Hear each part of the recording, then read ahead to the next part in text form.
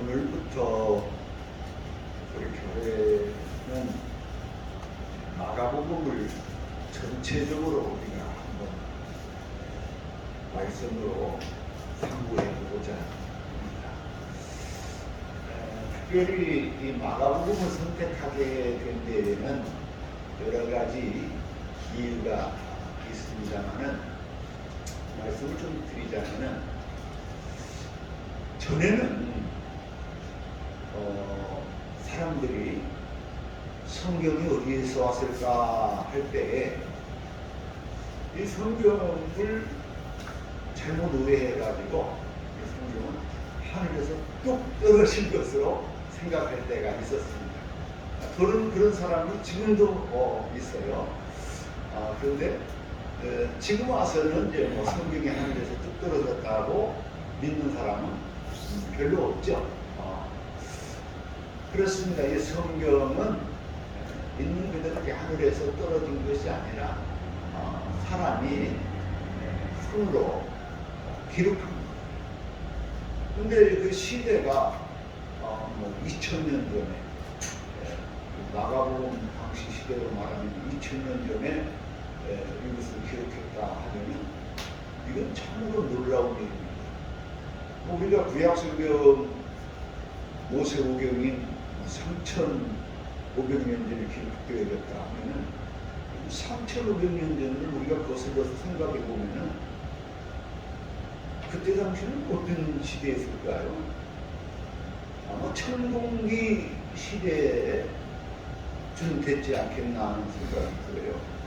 그런데 그 3,500년 전에 이 성경을 손으로 기록을 했는데 뭐 한 장 쓴 것이 아니라 모세오경의 분량이 얼마만큼 큽니까? 그런데 2000년 전도 마찬가지예요. 2000년 전에 성경을 썼는데 이것이 이게 A4 용지 이렇게 한 장 쓰는 것이 아니라 이거 한 장 쓰는 것도 어마어마한 공력이 들고 지금처럼 연필이 있는 것도 아니고 볼펜이 있는 것도 아니고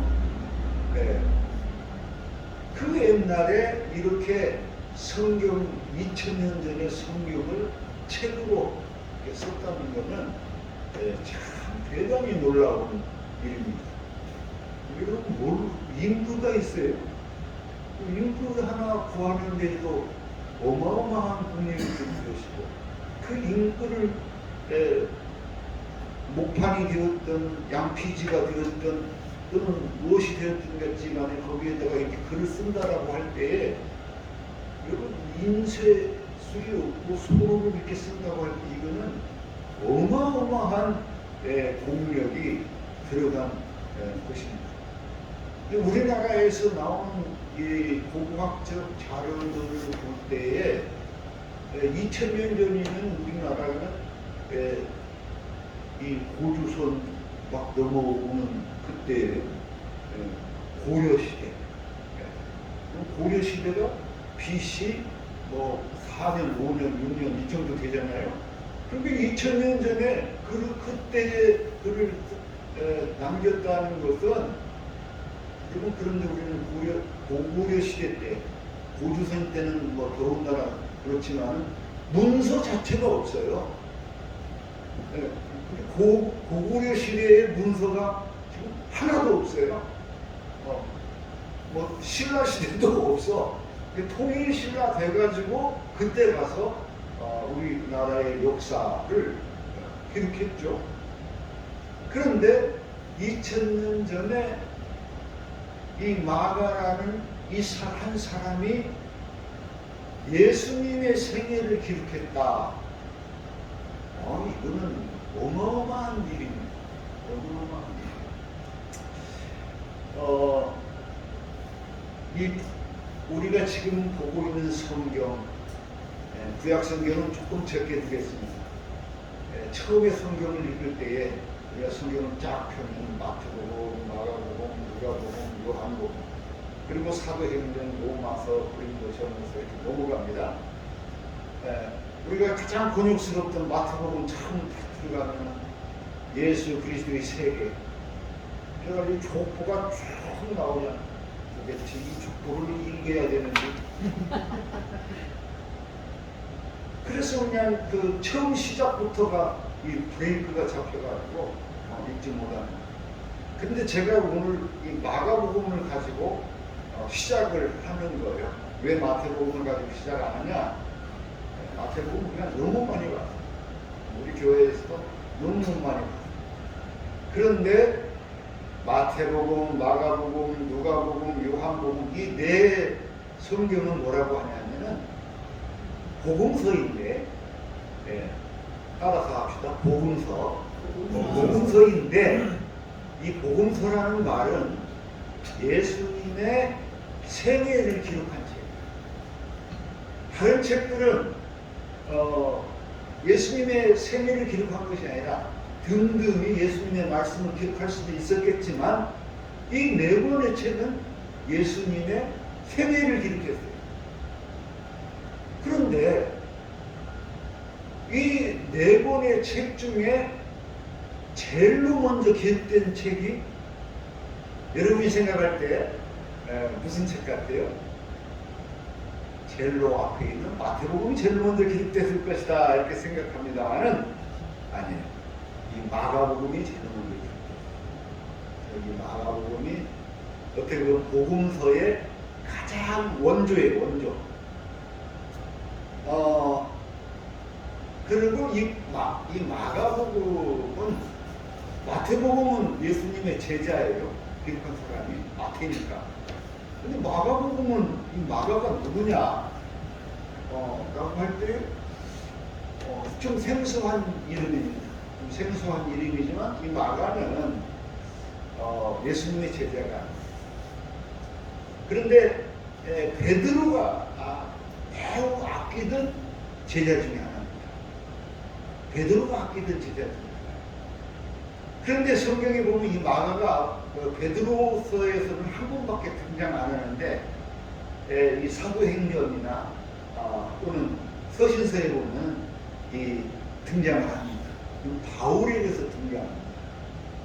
여러분 우리가 잘 아는 대로 사도 바울은 복음 전도 여행을 3차에 걸쳐서 떠났습니다. 그래서 사도 바울이야말로 복음 전도의 시조예요.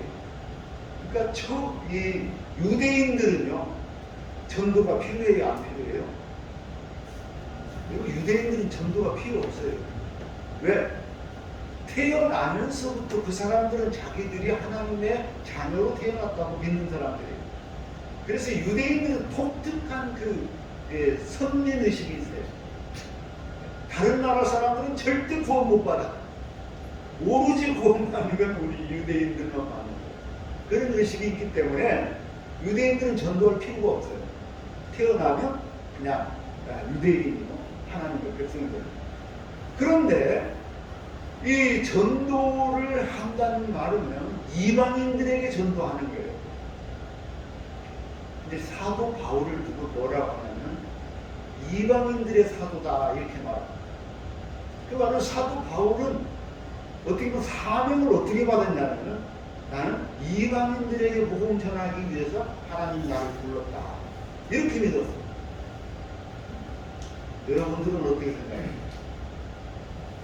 그럼 여러분들에게도 나는 그 사명이 나는 주어졌다고 믿습니다. 그 사명을 자각하고 깨닫는 것, 그것이 성령이 오늘 우리를 인도하는 그 음성인데 오늘 그 소리를 들으실 수 있기를 바랍니다. 그래서 사도 바울은 이 이방인들에게 복음을 전하는 사명을 가지고 이제 이 세계를 향해서 복음을 전도하는데 사도 바울이 1차 전도 여행 때 데려간 사람이 누구냐면 바로 이 마가라는 사람. 마가복음의 저자 마가예요. 데려갔어요. 그런데 문제가 생겼어요. 바울이 마가를 데리고 복음 전도하러 갔는데 마가가 어떤 이유에서인지 중간에 중도 하차가 되었어요. 여러분, 그가 무슨 일을 하다가요 중간에 중도하차하는 거. 참 이게 이 가슴 아픈 일이에요. 그리고 굉장히 낙심되게 하는 일이에요. 여러분 이제 연초가 되어서 엊그제 우리가 지난주에 설날을 지냈습니다. 그래서 설날에 우리가 2023년도 금년 한 해를 내가 어떻게 살아야 될 것인가. 여러분 각오를 세우셨습니까? 어떤 목표를 세우셨습니까? 올해는 내가 반드시 이루고야 말리라고 각오를 가지고 계획을 세웠던 그 일을 여러분 잊지 말기를 바랍니다. 그래서 금년 한 해가 저물을 때에 그때 하나님 내가 이렇게 일을 했습니다. 그때 하나님이 잘했다. 착하고 충성된 네가 작은 일에 충성했으니 내가 너에게 더 큰 일을 맡기마 하고 연말의 결산 때에 하나님 앞에 칭찬받고 복을 받는 성도들이 되어야 할 줄로 믿습니다. 이처럼 시작이라는 건 매우 중요하고 그 시작한 것을 시종일관, 그래서 끝까지 이 일을 이루어내는 것은 매우 중요합니다. 그런데 마감은 가다가 중단해버렸어요. 그래서 여러분 우리 속담이에요. 가다가 아니 가면 어떻게 한다?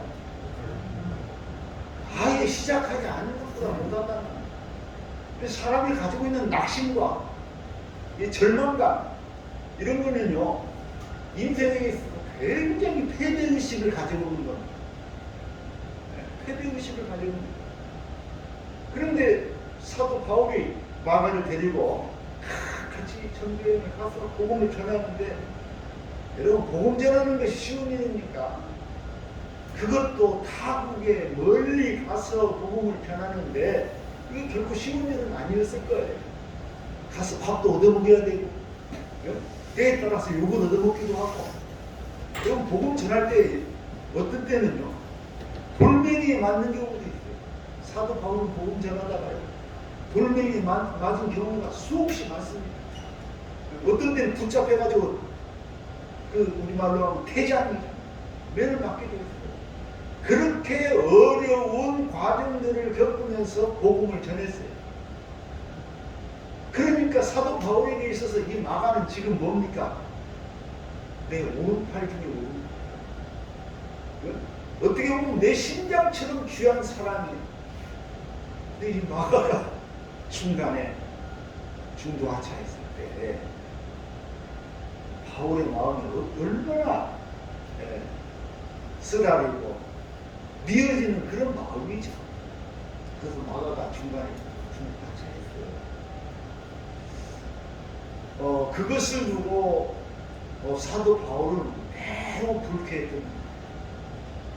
다시는 내가 마가를 보지 않겠다는 아마 그런 정도의 서운함, 섭섭함이 있었어요. 그래서 2차 전도여행 때 2차 전도여행을 또 떠납니다. 바나바는 바울하고 바나바하고 같이 가는데 바나바는 마가를 데리고 가자고 합니다. 근데 바울이 거절해요. 자는 가다가 중도하차 그 마가를 거절합니다.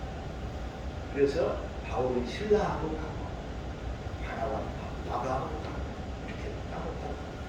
그런데 결론적으로 이제 마가에 대해서 말씀드리면 마가는 몸이 약한 사람이었어요.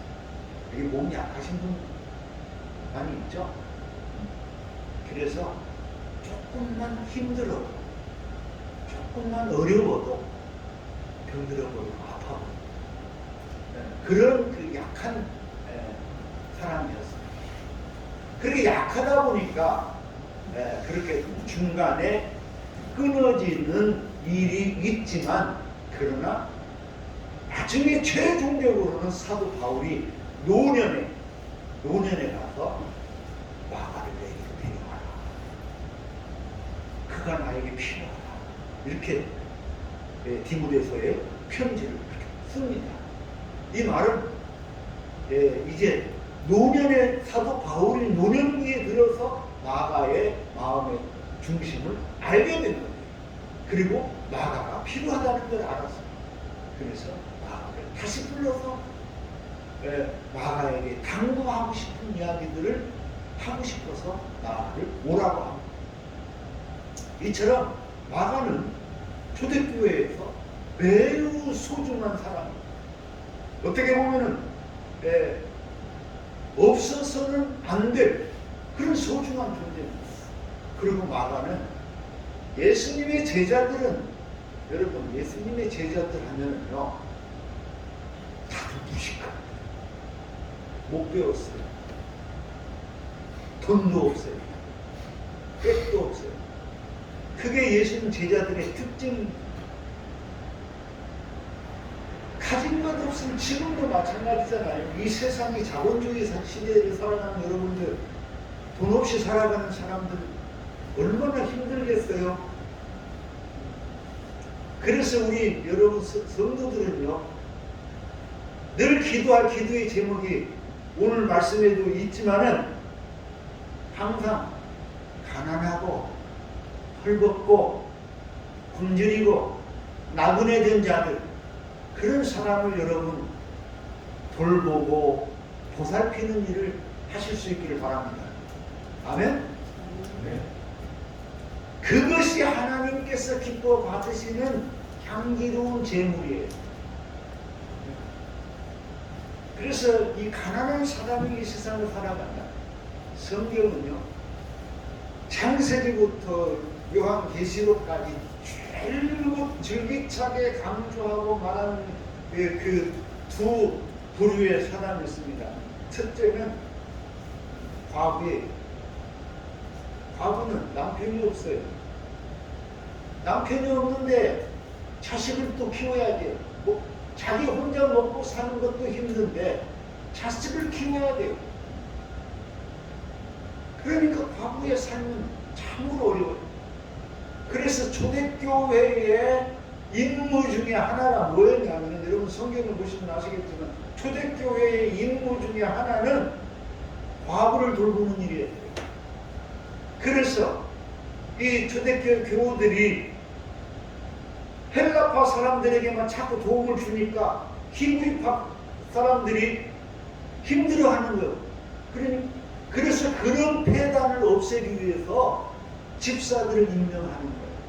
이 말인즉슨 뭐냐면, 과부라는 이런 부류의 사람들, 죄송합니다. 혹시 혼자 사시는 분 계신지 모르겠습니다만은, 혼자 사는 분들, 여러분들 그분들을 위해서 기도하실 수 있기를 바랍니다. 그리고 첫째는 과부, 두 번째는 뭘까요? 우리 안에 두 번째, 이 세상에서 가장 어렵고 힘든 사람. 두 번째,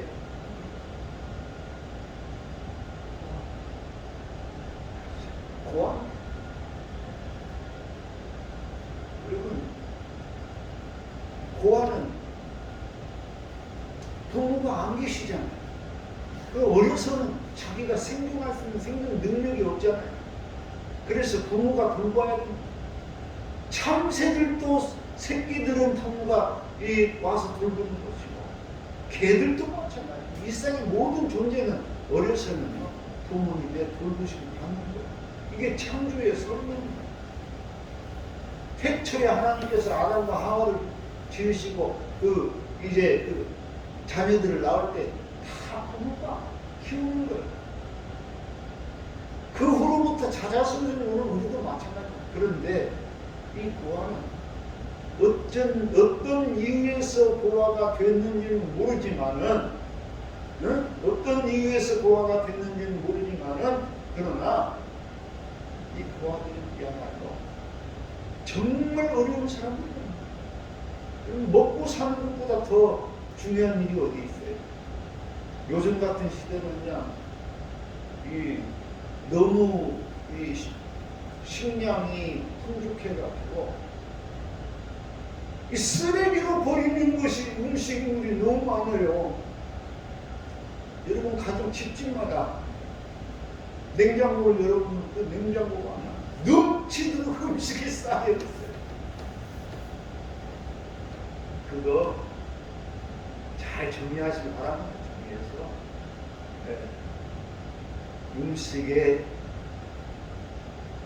음식을 먹을 수 없는 사람, 그들과 더불어서 함께 나눈다면은 아마 그 냉장고 주인이 크게 칭찬받을 거예요. 그런데 그 냉장고에 쌓여가지고 그 음식들이 썩어서 나중에 그거 청소하는 것도 어렵잖아요. 이처럼 고아와 과부를 돌보는 일, 이 일은 성경에 줄곧 있어요. 이런 매우 중요합니다. 마가는 몸이 허약한 사람이었어요. 그런데 이 마가는 몸이 허약했지만 성경의 여러 가지 정황을 놓고 볼 때 이 마가는 상당히 부유한 사람이었어요. 상당히 부유한 사람. 여러분 오순절 성령 강림 사건 여러분 아시죠? 오순절 성령 강림 사건을 어디에서 일어났다고 배웠어요?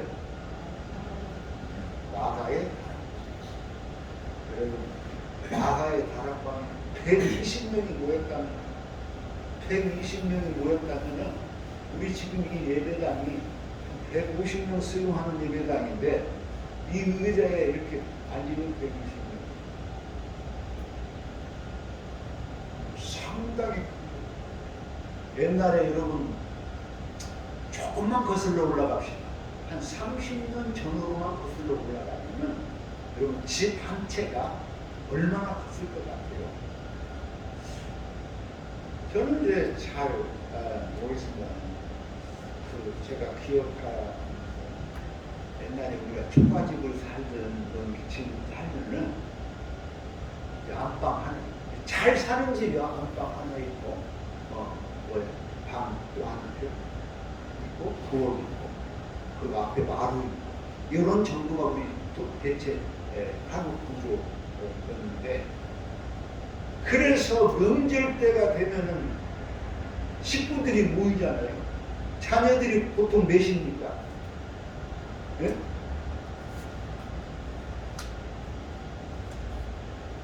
자녀들이 최소 그래도 평균적으로 한 5명 되잖아요. 근데 5 자녀가 시집장가 갔어. 새끼 쳐왔어. 그러면은 그 조그만 오두막 집에서 잠을 잔다고 해보세요. 칼감 자는 거예요. 맨날 집도요. 그래서 손님 오면은 손님 아랫목이든지 윗목이든 한쪽에 주무시고 방에 따로 있는 게 아니에요. 같이 자는 거예요. 식구들이 다 같이 자는 거예요. 양집사님 그랬죠? 주장님은 그런 경험이 더 많을 거예요.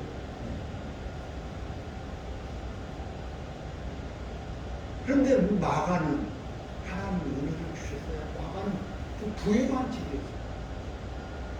그러니까 초대교회가 모여서 이제 예수 그리스도의 강림을 기다릴 때 이 초대교회가 어디에 모입니까? 집이 큰 집 마가의 집에 그것도 다락방에 모여서 기도를 하기 시작합니다. 그곳이 마가의 다락방이고 거기에 120문도가 모여서 기도해서 그곳에서 불이 나버리네. 무슨 불이 나? 성령의 불이 나. 그래서 예수 그리스도 이후의 시대에 성령의 시대로 접어드는 그래서 새로운 교회 공동체가 탄생. 그때부터 교회가 생겨나기 시작한 거예요. 그때부터 교회가 생겨나기 시작. 그런 마가. 이 마가는 그런데 예수님의 제자가 아닙니다. 예수님의 발자취를 보지를 못했어요. 그런데 앞서 말씀드린 것처럼 베드로가 아끼는 사람입니다. 베드로가 그 극진히 아끼는 사람이었고 또 누구하고 같이 있었어요? 사도 바울하고 같이 전무여행을 다. 그래서 이 마가는 간접적으로 예수님이 무슨 말씀을 하셨고, 예수님이 어디를 가셨고, 어디에서 무슨 일을 하셨고, 이 얘기를 간접적으로 많이 들었어요. 요즘 사람들은요, 기억력이, 저 같은 경우는 거의 기억력이 이제 제로가 됐어요. 제로가. 그래서 여러분 북한 교회 밖에 나가서 못 알아본다고 강 목사 뭐라 그러지만, 제가 사람 보는 눈도 별로 없고 기억력도 별로 없어요. 그런데 어떻게 온거 안 보고 하냐? 머릿속에 있는 얘기를 하는 거예요. 그런데 옛날 사람들은요, 그 기억력이 대단합니다. 우리 부모님 세대만 해도 그렇습니다. 우리 부모님 세대만 해도 내가 몇 살 때 무슨 일이 일어났다, 그때 어디 가서 어디서 무슨 일이 있었다, 심지어 그것을 그림으로 다 그립니다. 기억력이 매우 좋아요. 그런데 저의 경험으로 놓고 볼 때에 우리가 기억력이 언제부터 쇠퇴하기 시작하냐? 제가 판단할 때는 글로 쓰면서부터 쇠퇴하기 시작합니다. 수첩이 생기면서부터 전화번호를 낼 생각을 하지 않았어요. 그런데 요즘은 핸드폰이 생겨났어요. 그러니까 핸드폰만 잃어버리면 이제 바보 멍청이가 되고 모든 관계가 절단되는 거예요. 단절도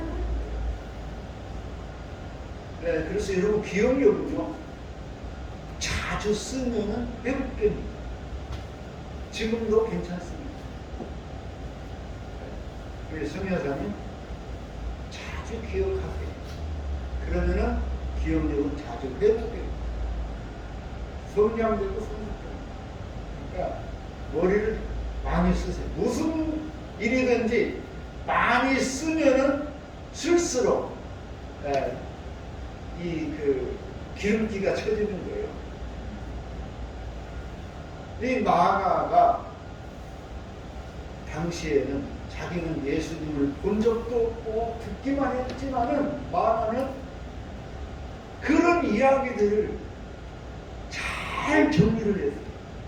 그래서 이 사복음서 중에서 예수님의 행적, 예수님의 삶을 쓴 사람들 중에서 마가가 제일 먼저 썼어요. 그래서 제일 먼저 써서 이것을 어떻게 보면 복음서의 모태가 된 거예요. 모태. 토대가 됐어요.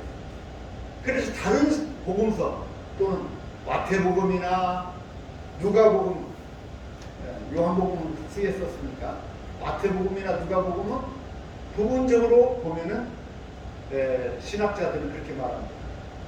마가복음을 기초로 해서 마태복음을 썼고, 마가복음을 기초로 해서 누가복음을 썼고, 이렇게 말하는 거예요. 자, 우리는 이 마가복음,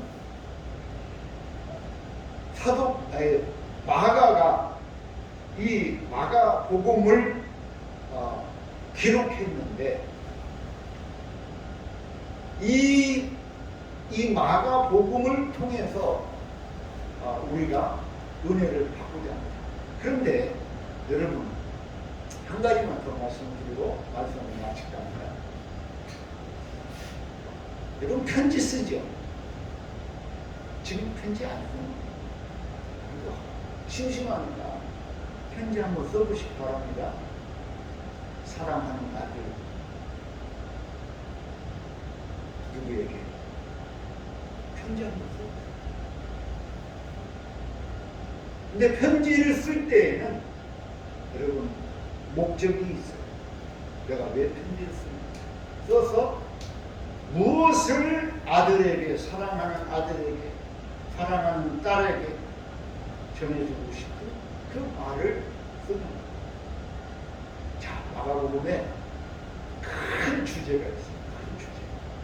그것은 예수님이 어떤 분이냐 이거예요. 예수님이 어떤 분이냐 라고 할 때에 이 마가는 주제에서 전혀 어떻게 보냐, 종으로 오신 예수. 따라합시다. 종으로 오신 예수. 실망의 얼굴. 왜 얼굴이 이렇게 실망의 얼굴? 종으로 왔다고 하니까 실망이 그렇게. 그런데 마가는 설교를 그렇게 했어요. 종으로 오신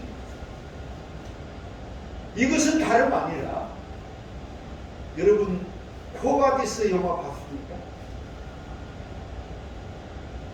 못 봤어요? 아, 이거 정말 보셨죠? 네. 아, 못 봤다고 할까 깜짝. 코바디스라는 영화를 저도 너무 감명 깊게 봤어요. 이 코바디스라는 영화의 줄거리 볼 때에 그냥 간단하게 얘기하면 네로 황제가 자기의 직권을 연장하기 위해서 민중들의 소동을 멈추게 하기 위해서 네로 황제가 작전을 짭니다. 뭔 작전이냐? 로마를 불질러버려요. 응? 로마를 불질러버려요. 그런데 그렇게 해가지고 로마를 누가 불질렀느냐? 기독교인들이 불질렀어요. 네로 황제가 몰래 사람을 시켜서 로마를 전체를 그냥 불질러요. 이런 일들이 몇 차례 있어요. 지구상에 몇 차례 있어요. 한 가지 얘기합시다. 여러분 세월이 많이 지나서 우리 세대는 기억을 해. 광주에 엄청난 사태가 있었어요. 몇천 명이 죽었는지 몰라. 그런데 광주 사태, 광주 민주화운동이라고 합니다. 전두환이 이 짓을 왜 했어요? 이제 여러분 다 아는 일이에요. 이거는 정권을 잡기 위해서 뭔가 사건이 필요해요. 그 사건을 만들어내는, 다시 말해서 네로 황제가 지금 민심의 효능이 좋지 않아. 그랬을 때에 이 정권을 연장하고 민심을 수습하는 방안으로, 그리고 꿈이 있어요. 네로가 또 새로운 도시를 만들고 싶은 꿈이, 그래서 로마를 불리고 있는데 그 방화범이 누구냐? 방화범을 예수 믿는 기독교에 보고 모함을 그래가지고 이 예수 믿는 기독교인들이 어떻게 돼요? 꿋꿋이 다 흩어집니다. 그걸 디아스포라라고 해요. 꿋꿋이 흩어지는 교회가 되게 됩니다. 여러분 코바디스 마지막 장면이 그거예요. 베드로가 로마를 등지고 갑니다. 그때 생각만 해도 눈물이 나요. 그때 예수님께서 거꾸로 로마를 향해서 들어갑니다. 그러니까 베드로가 주여 어디로 가시나이까? 코바디스 주여 어디로 가시나이까? 나는 니네가 버린 로마로 간다. 니네가 다 떠나버린 그 로마로 간다는 그 말을 듣고 베드로가 깨닫는 거예요. 그래. 그래서 베드로가 로마를 떠나서 가다가 다시 로마를 향해서 들어갑니다. 결국 로마에서 죽임을 당합니다. 거기서 순교합니다. 이 로마, 기독교를 엄청나게 박해해가지고 기독교인들이 다 뿔뿔이 흩어지고 숨고 도망다니는 그 시대에 그 로마에 쓴 책이 마가예요.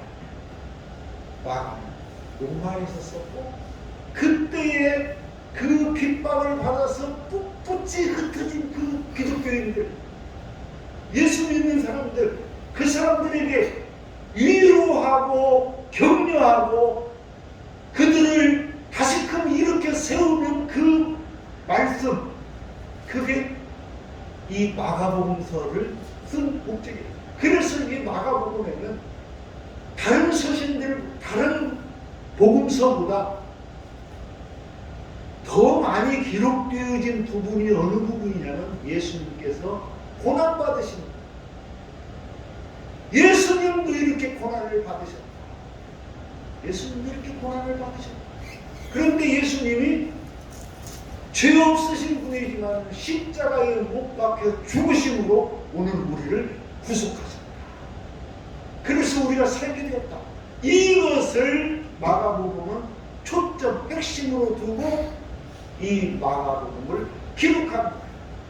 그래서 오늘 우리가 이 마가복음서를 통해서 종으로 오신 메시아, 우리의 구세주 메시아를 알 수 있게 된 것입니다. 오늘 말씀에 1장 1절 하나님의 아들 예수 그리스도의 복음의 시작이라, 이 말씀을 마저 전해야 되는데 시간이 지났습니다. 다음 주에 이어지겠습니다. 여러분, 우리 주님은 종으로 오셨습니다. 이 땅에서 고난받고 도망가고 찢어지게 가슴 아픈 일들을 겪고 살아가는 그들에게 우리 주님은 오셨어요. 오늘 우리의 아픔을 몸소 짊어지고 십자가에서 돌아가심으로 오늘 우리를 구원하셨습니다. 그 믿음을 가지실 수 있기를 바랍니다. 이를 통해서 하나님은 늘 우리에게 위로와 사랑을 베풀어 주실 줄로 믿습니다. 다 같이 기도합니다. 주님, 은혜와 사랑을 감사드립니다. 오늘로부터 시작되는 마가복음을 통해서 하나님의 아들 예수 그리스도의 복음의 시작이라 말씀하신 이 말씀이 오늘 우리에게 생명의 말씀이 되게 하시고, 이 말씀을 통해서 우리가 위로를 받고 소망을 얻고 담대함을 얻고 복음의 귀한 사명자가 되게 하여 주옵소서. 예수님 이름으로 기도하옵나이다.